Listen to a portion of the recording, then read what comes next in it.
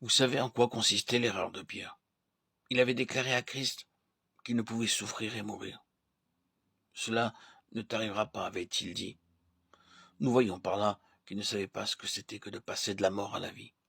Quand Christ l'avertit en lui disant « Tu me renieras », Pierre proteste en disant qu'il ne le fera pas. Cela nous montre combien peu il connaissait ce qu'il y avait dans son cœur. Mais quand nous lisons l'épître de Pierre, nous voyons qu'il déclare « Si vous êtes outragés par le nom de Christ, vous êtes heureux, parce que l'Esprit de gloire, l'Esprit de Dieu repose sur vous. » 1 Pierre 4, 14. Ces paroles ne sont pas de l'ancien Pierre. Elles sont inspirées par l'Esprit de Christ. Quand Pierre déclare « Ainsi donc, Christ ayant souffert dans la chair, vous aussi armez-vous de la même pensée », nous comprenons quelle transformation Pierre a subie. Au lieu de renier Christ, il trouve de la joie à renoncer à lui-même, à mourir à lui-même. Et c'est ce que nous voyons dans le livre des Actes. Quand, convoqué devant le Sanhédrin, il déclare hardiment « Il faut obéir à Dieu plutôt qu'aux hommes ». Acte 5, 29. Et nous voyons aussi que les apôtres se retiraient joyeux d'avoir été jugés dignes de subir des outrages pour le nom de Christ. Considérons le changement profond qui s'est produit dans le cœur de l'apôtre Pierre, ce Pierre qui vivait pour lui-même, qui se confiait en lui-même, qui cherchait sa propre gloire. Cette transformation, c'est l'œuvre de Christ en lui, par le Saint-Esprit. Cette histoire de Pierre doit être celle de chaque enfant de Dieu. Cette histoire nous montre ce que le Saint-Esprit peut faire en chacun de nous.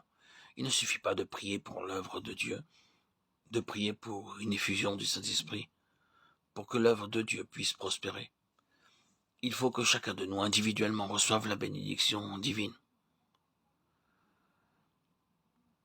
On peut être zélé, très dévoué pour le service de Dieu, et même obtenir des résultats bénis, et cependant être encore sous le pouvoir de la chair. C'est une vérité solennelle.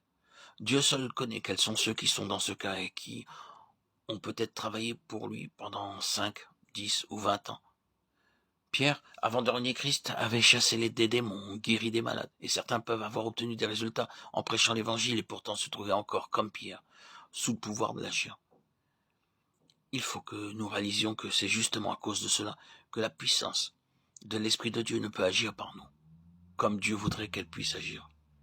Réalisez-vous que le Dieu Tout-Puissant désire vous accorder une bénédiction 2 fois plus grande et accorder aux autres, par votre moyen, 10 fois plus de bénédictions.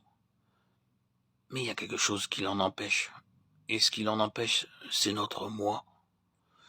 Nous parlons de l'orgueil de Pierre, de l'impétuosité de Pierre, de sa confiance en lui-même. Tout cela vient d'une seule cause, le moi. Christ avait dit, si quelqu'un veut venir après moi, qu'il renonce à lui-même. Et Pierre n'avait jamais compris ces paroles. Il n'avait jamais obéi à cet ordre. De là venaient ses défaillances.